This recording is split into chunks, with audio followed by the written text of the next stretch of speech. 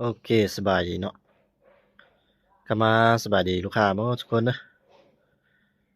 มื้อนี้ก็จะมารีวิวปืนลมคือเก่าเนาะ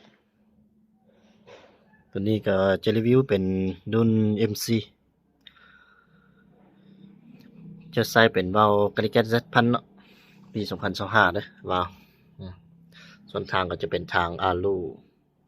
ทางอลูมิเนียมขนาดจะเป็น0.42เนาะตัวนี้ส่วนเราก็จะเป็นเรา XM8 เนาะยาว50เซนเด้อตัวนี้เก็บเสียงก็จะเป็นรุ่น Jamtek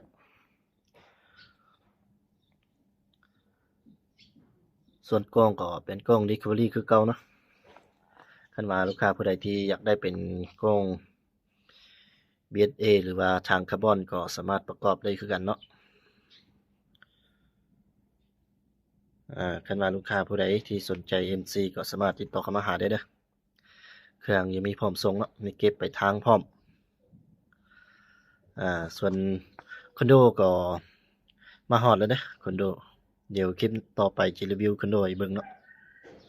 คันว่าลูกค้าผู้ใดที่สนใจคอนโดก็สามารถติดต่อเข้ามาหาได้คือกันตัวนี้ก็จะเป็นรุ่นMC งานใช้งาน 100% เนาะตัวนี้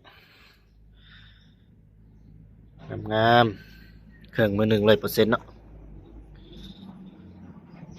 โอเคคันว่าลูกค้าผู้ใดเนาะที่สนใจก็สามารถติดต่อเข้ามาหาได้เด้อเครื่องแม่นยังมีพร้อมส่งเนาะ